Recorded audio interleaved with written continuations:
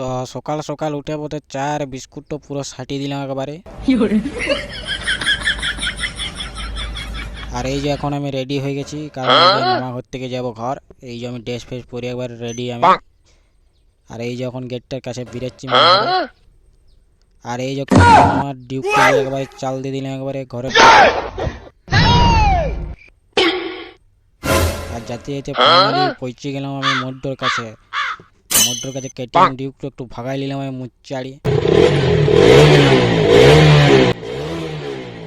ভাগাতে ভাগাতে এই যে ফাইনালি পৌঁছে গেলাম আমি বাস স্টেশনে।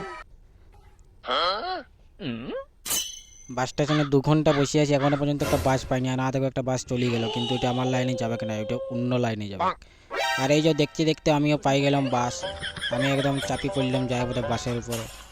আর এই যে আমি এখন চাপি পড়েছি, দেখো বাসের উপরে এখন চাপি পড়েছি আমি। আর বাস এখন ছাড়িয়ে দিয়েছে, মুচাড়ে যাচ্ছে এখনও। এই যে দেখিলাম একটু। আর এই যে যাতে যাতে পৌঁছে গেলাম আমি আমাদের দুর্গা ঠাকুরের মন্দিরটার কাছে। আর এখানে প্যান্ডেলটা আজকে শরীর করেছে। মোড়র কাছে পৌঁছে গেলাম এই যে। আর এই যে দেখো এখন আমি একটু ভাবটা মারিলি একটু ক্যামেরাটাতে। আর এই যে ফাইনালি পৌঁছে গেলাম আমাদের মোড়টাতে। আর আমিও চাল দিয়ে দিলাম আমার ঘর দিকে নামছি এবারে সেট থেকে। এই জন্য নামে গেলাম। আর আমি নামার পরেই মারছে মুচাড়ি চাল দিয়ে দিলাম এবারে ঘরের দিকে।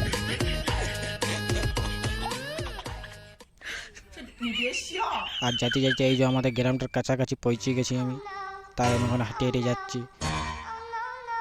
আর এই যে আর একটুকু আছে আমাদের গ্রামটার কাছাকাছি এখন পৌঁছেছি। পৌঁছে এখন চাল দিয়ে দিলাম একবারে মুচাড়ি। আর এই যে ফাইনালি পৌঁছে গেলাম আমার ঘরের রাস্তাটাতে। আর এই যে ঘরের রাস্তাটা ঢুকিয়ে দিলাম আমি। আর ঢুকিয়ে দেওয়ার পরে খালি পায়ে একবারে চাল দিয়ে দিলাম আমি কীর্তন ঘর দিকে।